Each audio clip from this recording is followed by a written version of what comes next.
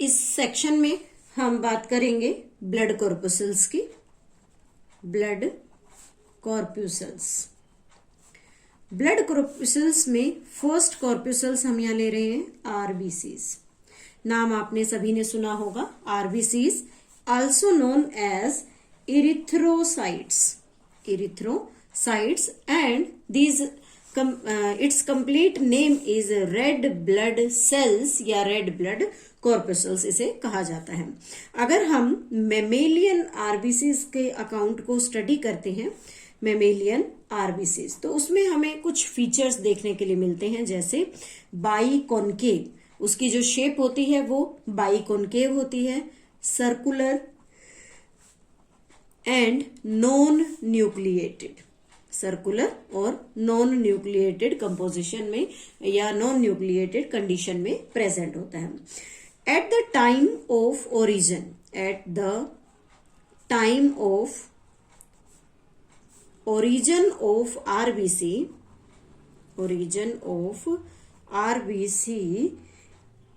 the nucleus is present. Means जब RBC का production होता है तो उस दौरान उसमें न्यूक्लियस प्रेजेंट होता है, लेकिन जब आरबीसीज मैचुरेशन फेज में जाती हैं तो न्यूक्लियस डीजेनरेट हो जाता है, न्यूक्लियस डीजेनरेट। इसीलिए हम कहते हैं कि जो आरबीसीज हैं उसमें न्यूक्लियस नहीं होता। आरबीसी की जो बाइकॉनकेव शेप होती है, RBC biconcave shape increase surface area, ये सेल का सरफेस एरिया इंक्रीज कर देती है। अगर कुछ एक्सेप्शन को स्टडी करें तो उसमें हम देखते हैं कैमल एंड लामा। ये दो ऐसे मैमल्स होते हैं जिनके अंदर न्यूक्लिएटेड आरबीसीज होती हैं, न्यूक्लिएटेड आरबीसीज, और उसकी शेप बाई कन्वेक्स होती है। नॉर्मल मेमेलियन आरबीसीज की शेप हम बाई कॉनकेव पढ़ रहे हैं, लेकिन कैमल और लामा के केस में जो आरबीसी की शेप होती है वो बाई कॉन्वेक्स हो जाती है और न्यूक्लिएटेड होती है। इसी के साथ आरबीसी के अंदर एक रेड पिगमेंट प्रेजेंट होता है। RBCs consist of red colour pigment which is named as haemoglobin. इसे हम हीमोग्लोबिन के नाम से जानते हैं। अगर हीमोग्लोबिन के कंपोजिशन को देखें तो उसमें दो कंपोनेंट होते हैं, haem plus globin. Haem plus globin. Haem word या हीम पार्ट जो होता है वो 5% होता है और ग्लोबिन पार्ट 95%। मीन्स ये जो ग्लोबिन है ये प्रोटीन पार्ट कहलाता है और हीम पार्ट जो होता है वो आयरन कंटेनिंग पार्ट होता है। हीम पार्ट में जैसे Fe2 पॉजिटिव प्रेजेंट होता है, तो लास्ट चैप्टर में हमने स्टडी किया था कि एक मॉलिक्यूल हीमोग्लोबिन का 4 ऑक्सीजन मॉलिक्यूल को कैरी कर सकता है, और अगर 1 ग्राम Hb की बात करें तो that carry 1.34 millilitre of oxygen. लेकिन 100 millilitre, not gram, 100 millilitre blood में 15 ग्राम हीमोग्लोबिन प्रेजेंट होता है। तो यहां पर 15 ग्राम हीमोग्लोबिन पर 100 ml में प्रेजेंट है और 1 ग्राम हीमोग्लोबिन 1.34 मिलीलीटर ऑक्सीजन को ट्रांसपोर्ट करता है। तो इससे हम कैलकुलेट कर सकते हैं कि 100 मिलीलीटर ब्लड कितनी ऑक्सीजन को ट्रांसपोर्ट करेगा, और कितनी ट्रांसपोर्ट कर रहा है, अप्रोक्सीमेटली 20 मिलीलीटर। आरबीसीज का life span, RBC life span 120 days होता है। मीन्स एक आरबीसी 120 डेज तक जिंदा रह सकती है। और ये कहें कि अलग अलग ऑर्गेनिजम्स में अलग अलग लाइफ स्पैन्स होते हैं। जैसे न्यूबॉर्न बेबी में 100 डेज का लाइफ स्पैन होता है, रैबिट में 80 डेज, फ्रॉग में 100 डेज। एवरेज अगर निकालते हैं तो उसकी वैल्यू 120 दिन से 127 दिन के बीच में होती है। अगर आरबीसी के काउंट की बात की जाए तो आरबीसी का काउंट जो होता है उसके अंदर अलग अलग कंडीशन है। अगर हम मेल की बॉडी में बात करें तो वहां पर 5.5 मिलियन आरबीसीज होती हैं पर क्यूबिक एमएम, और अगर फीमेल की बात करें तो 4.5 मिलियन पर क्यूबिक एमएम उसके अंदर आरबीसी का काउंट होता है। डिक्रीज इन आरबीसी काउंट, अगर आरबीसी काउंट कम हो रहा है, that condition is known as anaemia. इस कंडीशन को, इस बीमारी को यहाँ हम एनीमिया का नाम देते हैं। उसी के साथ अगर बात करें कि आरबीसी की फॉर्मेशन को क्या कहेंगे, जैसे यहाँ तो हमने डिक्रीज काउंट के लिए कर लिया। आरबीसी फॉर्मेशन जब होती है उसे इरिथ्रोपोइसिस का नाम दिया जाता है। और एक बार जब आरबीसी का डिस्ट्रक्शन हो जाता है तो उसका डिस्ट्रक्शन हमेशा स्प्लीन में होता है। Destruction of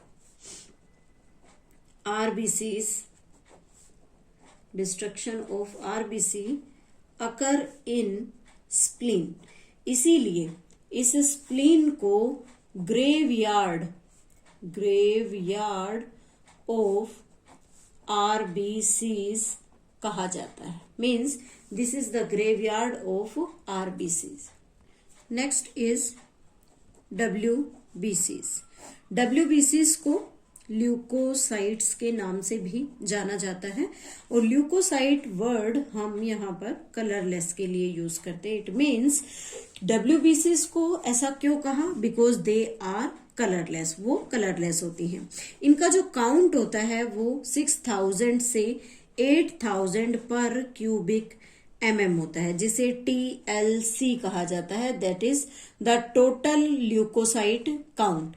means total blood में टोटल ल्यूकोसाइट काउंट कितना है। कई बार ऐसा ऑब्जर्व किया जाता है कि पर्सन को कहते हैं कि उसे ल्यूकेमिया है। तो ल्यूकेमिया क्या होगा, एबनॉर्मल इंक्रीज इन TLC। अगर total leucocyte count abnormally increase कर जाए, और ये कहते हैं कि जनरली 1 लाख से ज्यादा अगर उसका काउंट हो रहा है तो उसे हम ब्लड कैंसर का नाम देते हैं, and that blood cancer is named as the leukaemia. अब जो WBCs होती हैं उन्हें, यानी कि ल्यूकोसाइट्स हैं, उन्हें 2 ग्रुप में डिवाइड किया जाता है। Types of leucocytes. First is granulocytes and second is agranulocyte. Means first granulocyte and second agranulocyte. Granulocyte के साइटोप्लाज्म में ग्रेन्यूल्स प्रेजेंट होते हैं, और इसका जो न्यूक्लियस होता है it is multi lobed nucleus है, और इसमें 3 टाइप की सेल्स आती हैं। फर्स्ट आता है एसिडोफिल्स, जिसका टोटल परसेंटेज 2 से 3% होता है। सेकंड आता है बेसोफिल्स, जिसका काउंट 0.5 से 1% के बीच में होता है। और थर्ड होता है न्यूट्रोफाइल्स,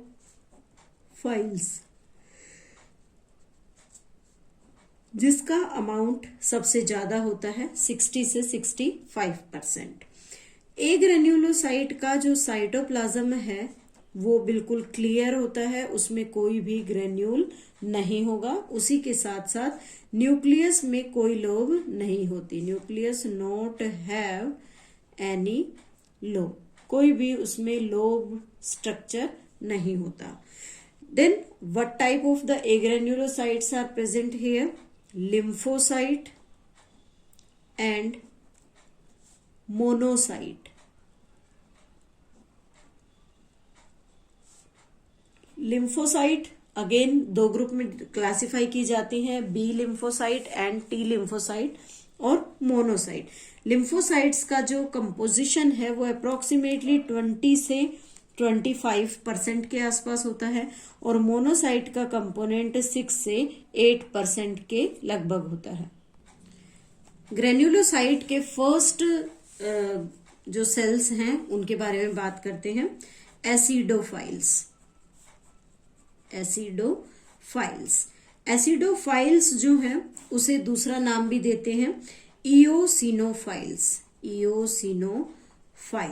इओसिनोफाइल का कंपोजिशन हमने अभी पढ़ा 2 से 3% होता है और इसको एसिडिक डाई से स्टेन कर सकते हैं। एसिडिक डाई का नाम है यहाँ पर इओसिन, इसलिए इसे इओसिनोफिल भी कहा जाता है। और इसका इम्पोर्टेंट फंक्शन होता है to protect body against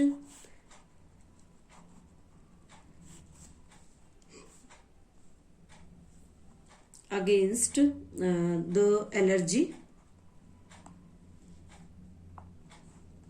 and parasitic infection means eosinophil body को पैरासाइटिक इन्फेक्शन और एलर्जिक रिएक्शन से या एलर्जिक इन्फेक्शन से बचाने में हेल्प करती है। सेकंड ग्रुप आता है इसका बेसोफाइल्स में बेसिक डाई से इन्हें स्टेन किया जाता है, बेसिक डाई, और बेसिक डाई में मिथाइलिन ब्लू यूज करते हैं। मिथाइलिन ब्लू स्टेन का यूज किया जाता है।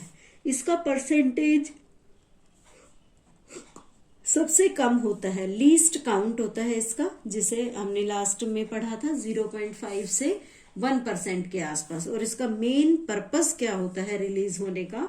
To secrete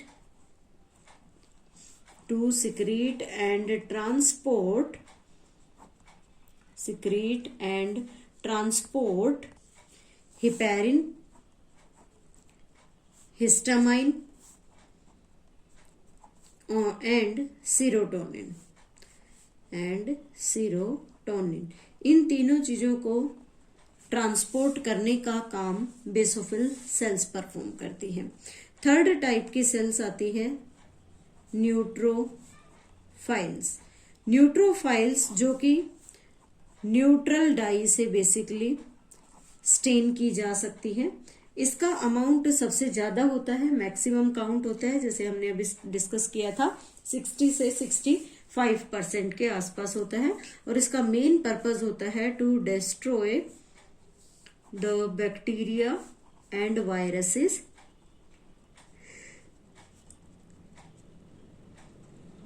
bye phagocytosis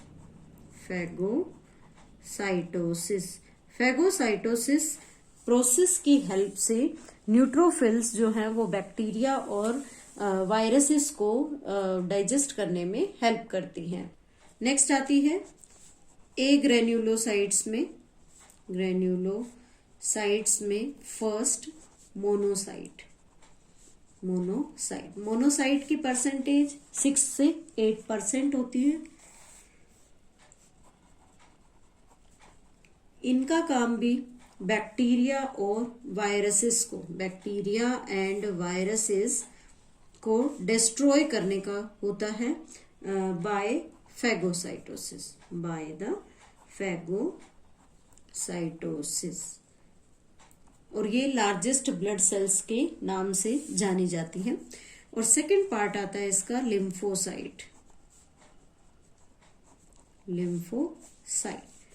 lymphocytes basically 20 से 25% का इनका कंटेंट होता है। और उसमें भी फिर दो ग्रुप में हम इसे क्लासिफाई कर देते हैं, T lymphocytes and B lymphocyte. Overall इन लिम्फोसाइट्स का मैकेनिज्म होता है इम्यून रिस्पॉन्स क्रिएट करना। इम्यून रिस्पॉन्स को क्रिएट करने के लिए बी और टी लिम्फोसाइट्स वर्क करती हैं। They help in the production of antibody के प्रोडक्शन में हेल्प करती हैं, या डायरेक्ट ही किसी वायरस या बैक्टीरिया को किल करने का काम करती है। तो इस तरह से जो लिम्फोसाइटिक सेल्स हैं वो WBCs में हेल्प करती हैं। And the last component of the blood is thrombocytes.